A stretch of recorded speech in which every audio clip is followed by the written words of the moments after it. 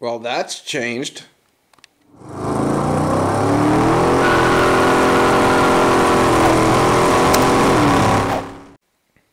Alright guys, welcome back to a Twisted Builds S10 update, and I apologize, I just checked my YouTube channel and realized I haven't posted a video update on this thing since, the first podcast, I think? So, yeah, I dropped the ball a little bit, and I'm going to go over some things. So, notice there's no bed, there's a cab. Notice that. And that looks a little different. It's a different wheel because that's a different frame. So, first things first, got all the metal work done in the truck to get rid of all the rust, including this back piece. Now, it's not perfect. It's going to require a little bit of filler to get it straight and perfect. Not much, but it'll take a little bit because I don't know if you can see it, but it's a little wavy right here. So a little bit of filler, block sanding it. It should clean up pretty good. But that got rid of that big massive rust piece that I found after doing some digging. You can't even see it right now because I got trim cover over it, but I got all the inside stuff done. Behind here to fix the rust hole I had back here. Both floors are fixed, rocker panels are fixed, inners and outers, both sides, and yeah. So again, not perfect, but definitely good enough. It'll take very, very little filler at the seams. The other side, actually, the seams forward a little bit, but very little filler at the seams, and it'll all be beautiful. So, floors are done. I've been sitting in it. That's why I put the seat in it. Just sitting in it, kind of build myself back up to keep wrenching for a little bit. But just to prove, I'm gonna walk up front. Excuse my really messy garage. But as you can see, that's definitely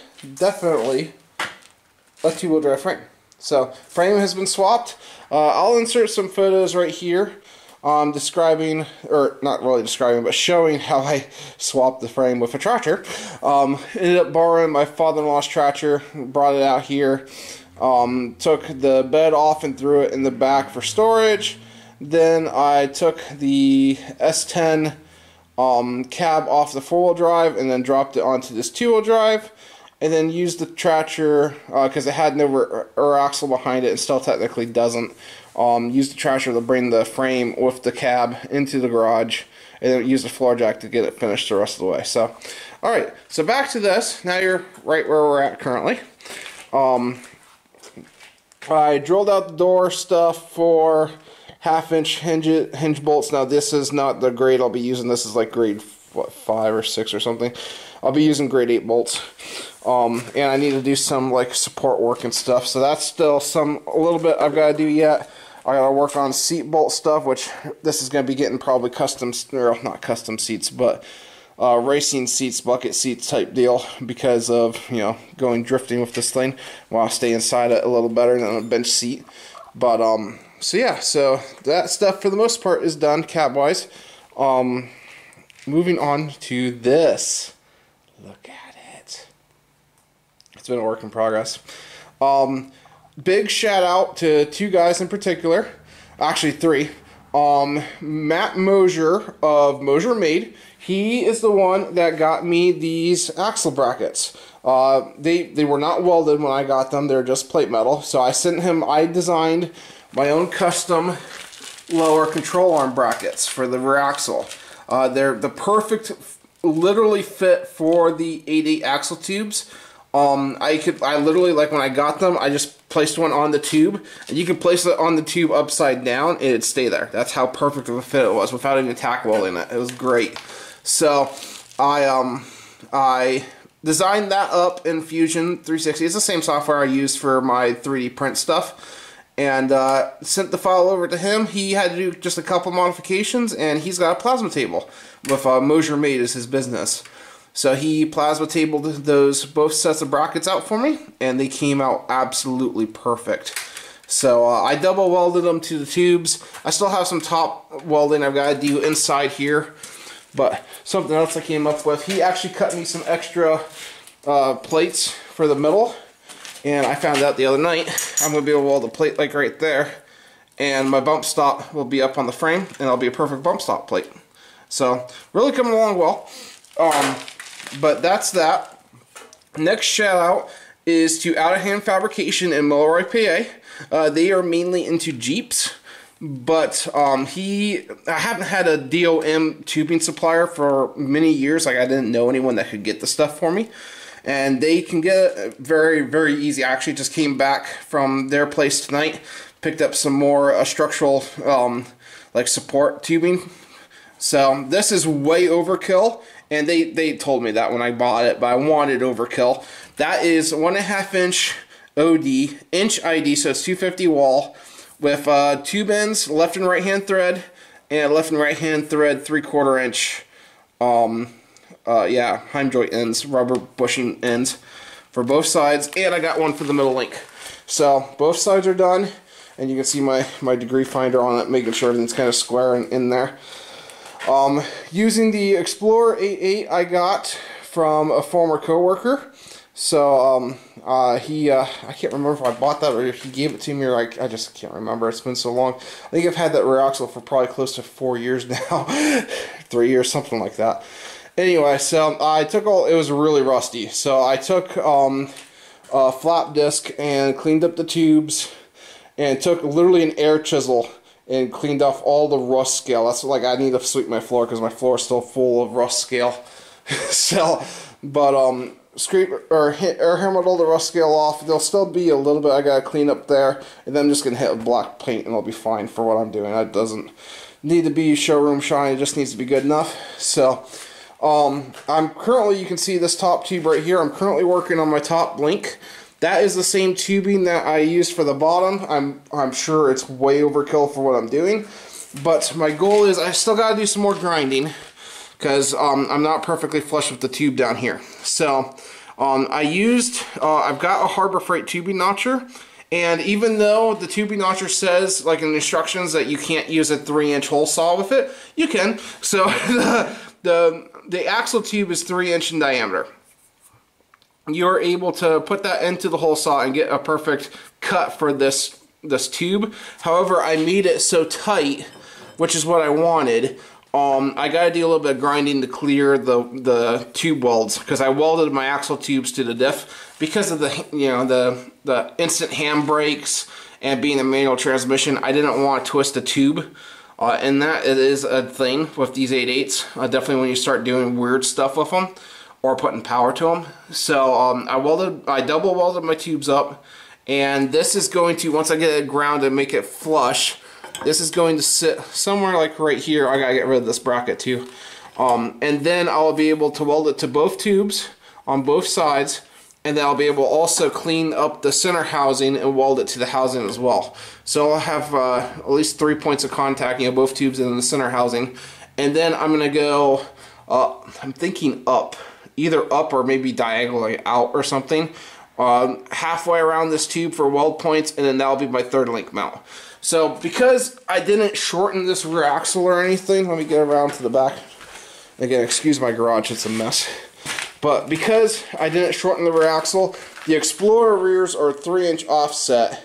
So like that tube there on the driver's side is 3 inches longer than that tube is on the passenger side. So it sits over a little bit. Which I don't think is going to be an issue with driveline angles or anything like that. But I want to make my third top link dead center of the truck, so that way it doesn't have any kind of weird thrust angle issues or anything like that. So like my third link is going to be, now I got to measure everything because right now I'm just eyeballing it, but my third link is going to be somewhere like right here. So it's going to be offset from center. It's almost going to be perfectly in line with that ring and pinion. But so whenever you guys see the next video, which I promise won't be so far away as it was this time, you'll see the third link's gonna be offset of the diff. That's why, because I'm actually making a center for the truck to make sure all the geometry is centered up and that link is perfectly centered. Now I know they don't have to be, but I'm figuring because I'm making this thing not just straight line, but for drifting or autocross or street use or whatever, I want to have it in the middle, the actual middle of the rear axle, so that way I don't have any crazy like torque angles or anything going on. So after that, it's figuring out, once I get the top link done, it'll be figuring out, I'm pretty sure I'm going with a Watts link in the back of it. I haven't decided how I'm doing that yet. The running idea is a cross brace across the back of the frame here, and doing what's called like a reverse Watts link, which I've seen them done. There's a company that sells 3-link kits, and 3-link kits, like a bolt-in 3-link solution, and that's kind of what they do. So they put instead of having the pivot point on the rear axle, they actually put the pivot point on the frame and have 2 tubes going out to the axle itself. So I kind of like the way they did it. It seems to keep the rear axle nice and centered, so I'm probably going to copy it. Not exactly, but use their idea and kind of run with it. Or I may do it the traditional way. I still have to figure it out.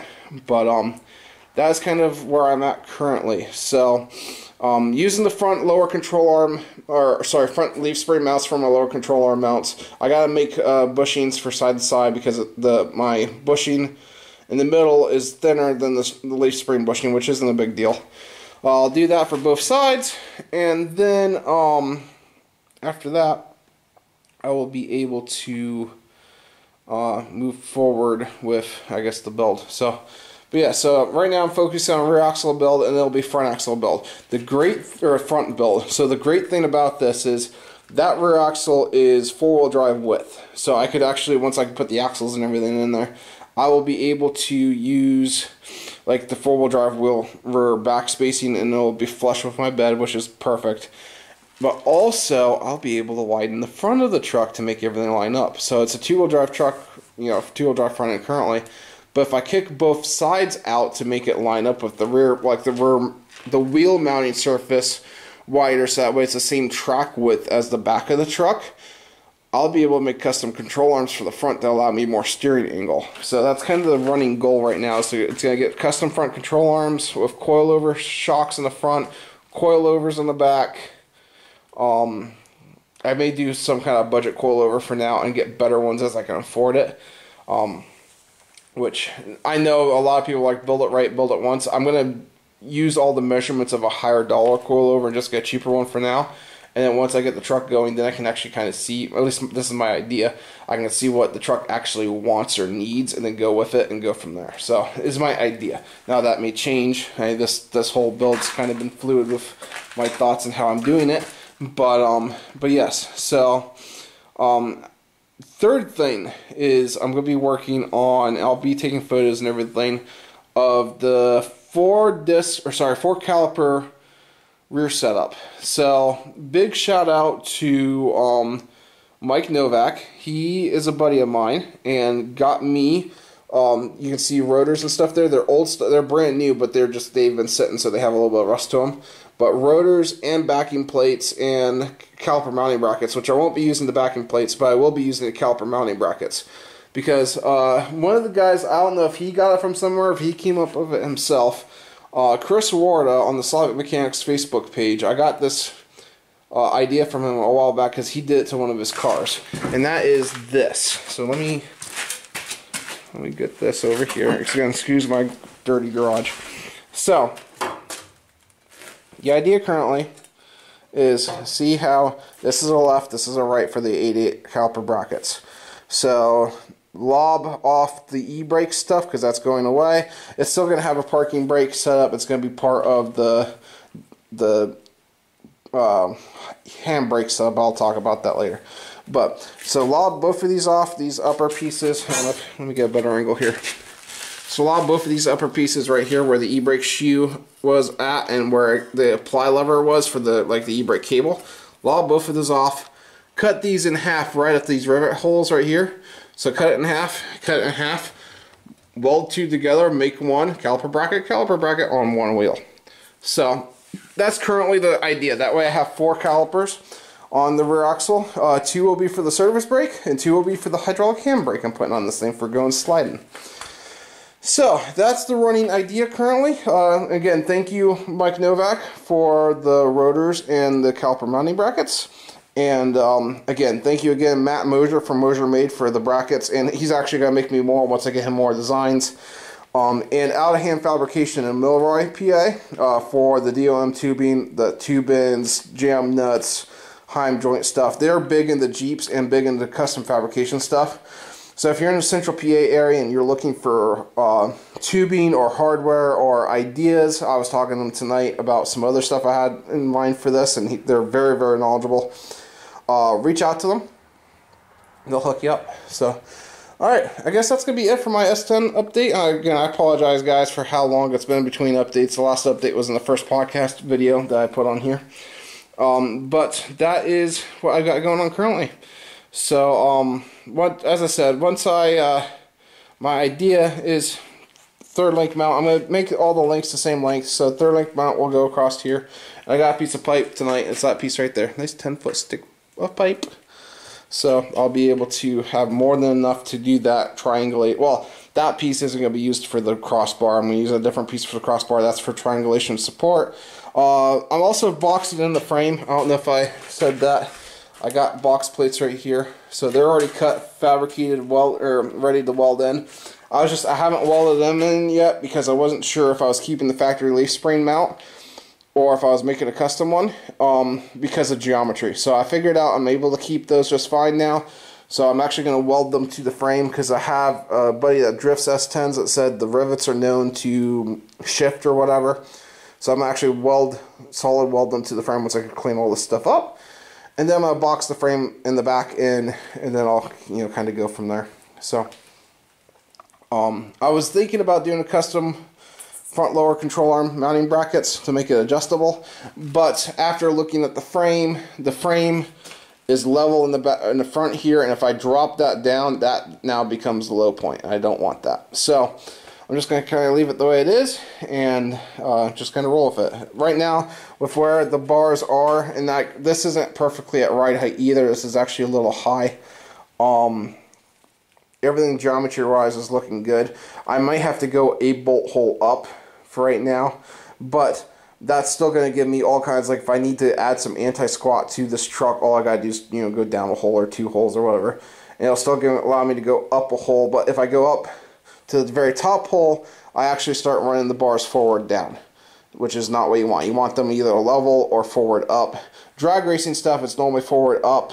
Yeah, it matters on instant center and how you're setting the car up or truck up in this situation, but I got more than enough adjustability right now on the back of that bar to get it to where I need it. The front bar is in a good location. The top link will be adjustable both front and rear to change like where in the front the instant center is and like roll center and stuff like that. So, but it's all coming. It's taking some time. It's definitely been taking a lot of time, but it's going to be worth it in the end. This really starting to shape up well and shaping up to the way I kind of had it envisioned in my head. So this weekend, as I said, is figuring that out. The top bar across the rear diff, and then I got to figure out, like, I got bar length figured out, so it's going to be like front mount crossbar set up, and the plates I need to make everything adjustable, get them designed. Get the designs out to Mosier, or Matt Mosier. That way he can cut some more plate and send it over my way. So I've got it to weld in. And after that, I'm going to be working on the 4 caliper setup, getting the caliper brackets all lobbed off and fixed up and welded and on there. I got new axle seals for the tubes, and then getting the axles back in and just kind of test fitting everything. I still only have 2 calipers. I'm probably going to end up just picking 2 new ones up cheap and just rebuild the ones I have, or pick up all 4 new ones cheap. I haven't decided yet. But yeah, so that is kind of the way we are fixing to go right now. Alright guys, hey, thank you for watching, and again, I apologize about how late this video or this update's been. I've done quite a bit of work since the last one. But thank you guys for watching, keeping up with the build.